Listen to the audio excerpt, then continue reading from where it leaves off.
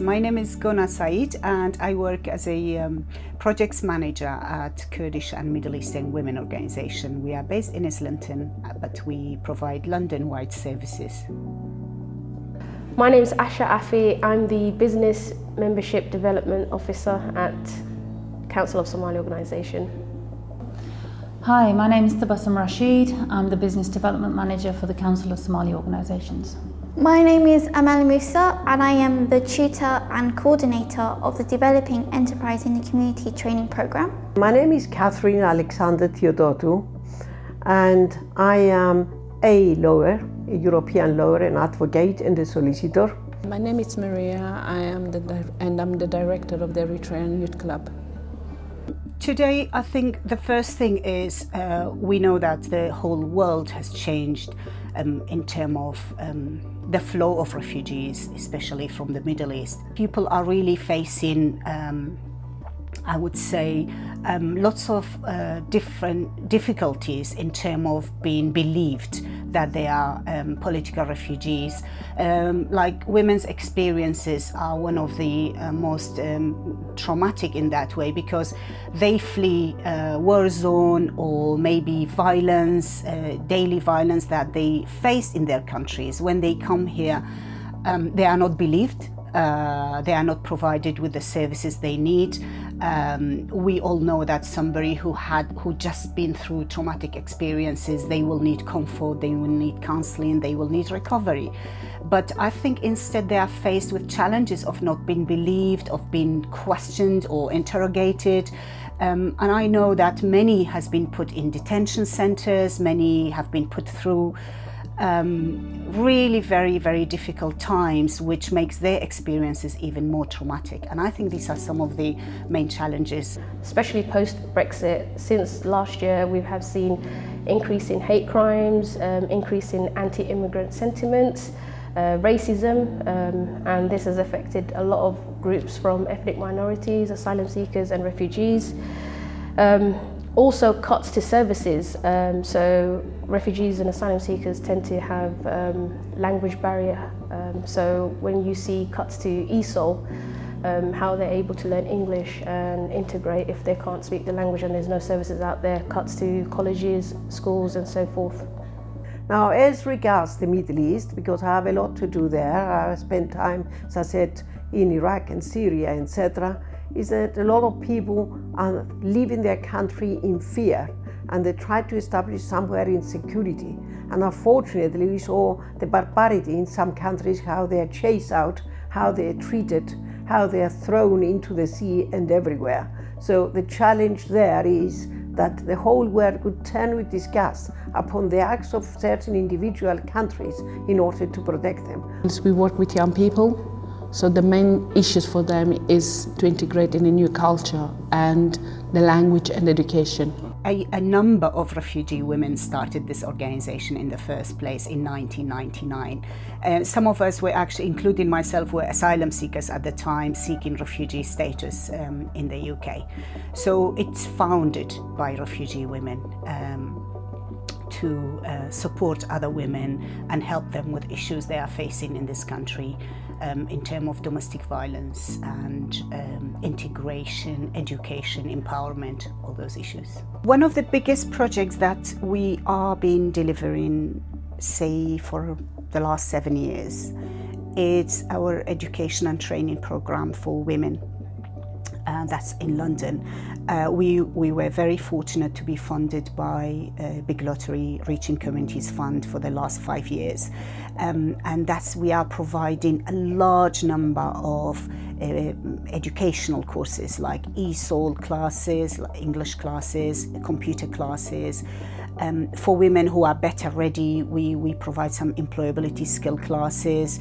And we do include refugee women, asylum seekers women, so women who are on kind of no recourse to public funds. So we do provide a very accessible program of education and empowering and confidence building to women all around London. We have been very successful at trying to provide those services for women, to provide, as I said, to build the confidence of hundreds of women in the last few years. and enable them to become active citizens in this society, in the wider society. CSO is a second-tier organisation which was launched June 2011. We provide infrastructure support to Somali-led community organisations. We provide a platform to address issues that are affecting the Somali community. CSO has over 100 Somali organisations as members, and our members deliver frontline services to their clients, predominantly refugees and asylum seekers. The support that we provide to our members who deliver the frontline work are capacity building, such as fundraising and training. We also provide research work as well as policy and campaign to influence the local government and central government in terms of the policies. About a year ago, we were looking into some of the challenges and issues and barriers facing particularly women from refugee communities, and we developed a programme called DECT, Developing Enterprise in the Community, which is about enabling women, especially from refugee communities, to develop their own businesses, whether a commercial business or social enterprise. So around January this year, we launched the programme, the first in a series of 3, where a group of women came along to 6 sessions of delivery.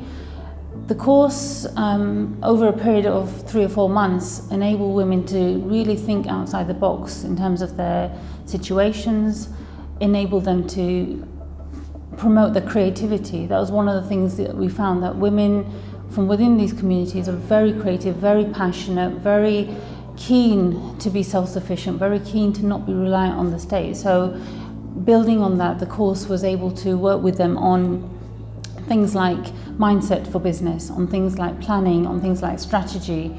It enabled women to polish up skills such as negotiation, decision-making, planning, teamwork, all the skills needed both in business but also employment as well. I'm currently coordinating a program called the Developing Enterprise in the Community training program, and this program is tailored for women of BME backgrounds so that they can run their own businesses. Since BME the community, especially the women, are underrepresented, so this course is like to prevent women from becoming unemployed and also to create employment within the community. The course's main objective is to equip women to have communication skills, organisation skills, and to give them the confidence and ability to run a successful business and give them like a platform. We had a very bad experience in Cyprus. In Cyprus, as you know, the country was invaded by the Turks and 200,000 people had turned into refugees. I was a very young person at that time, and I was one of the refugees myself. And I had the experience of being treated with disrespect, not counting us almost as human beings, but a burden on wherever we're going. They were considering that we're going there to grab jobs, to grab benefits, to seek accommodation, and the experience grew on me that I made it as a purpose in my life that I should try to help as many refugees as possible. To me, the word refugees comes from the Latin verb refugo, means to take sanctuary. Anybody who takes a sanctuary must be respected because it's a sacred word, and it exists in all the religions and it exists in human rights as well. I delivered many projects. For example, Cypriot refugees, I established a school, and also I established a network to allow them to stay in houses without paying any rent and to provide them with the food until they settle down. Further, I've been working very hard in the refugee camps in Greece and in Cyprus in order to establish refugees from Syria and Iraq, etc. I have been in Lebanon and Jordan many times in order to help these people and also to provide them with the opportunity of education. This work that we have been doing to give them the pride, to give them their dignity, to make them feel as equals with everybody else has improved not only them but the whole community. It started when there was an overflow of unaccompanied Eritrean minors arriving in the UK. The club was there to support the new arrival in the UK to integrate and adapt to the British culture by providing community care through communication, socializing with other young people, and from the same community, a place where they feel they belonged, keep in touch with other, with their own culture, language, identity in a safe environment. We provide a lot of projects, but the main one is the continuity of weekly multi-sport activities. Change of behavior, you can see the young people when they start, and through progression they change their behavior. So you can see the progression when they feel confident to be able to do something more than that. Being in this organization for the last 17 years, I have seen many women who evolved from, as I said, a vulnerable person or a victim to a thriver, to someone who you could see that she's now out there, active, volunteering, working, or some of us leading on, like in leadership roles, leading on projects or become politicians even. So that's the future I see. I think with the right help and support to asylum seekers, to refugees in this country, with the right help and support, people, all they want is a better life for themselves and for their children, and also to live together in one society equally with others. At CSO, we are always encouraging everyone, regardless of background, whether they're refugees or not, to celebrate their uniqueness, to actually understand that actually there's more that unites us, that differentiates us. We all want the same for all of our families, our children. We all want somewhere safe to live. We all want good quality of education. We all want good quality of life, health, access to mainstream services. We all want the same. So we should be working together, united rather than separated. Collectively, we can challenge the negative narrative that's out there against people of ethnic minority and including refugees. We have the social capital, we have the know-how. Collectively, we can prove that there is much more positives from the communities to give to society, add to society. Shared future should be the same future with everybody. We should have the same chances and opportunities in life with everybody. Not just because they're refugees, they should put back behind and to be treated as third-rate citizens, like in ancient Rome, they were the slaves. No. And unfortunately, we do have, inverted commas, a slave society, because a lot of these refugees are living underground.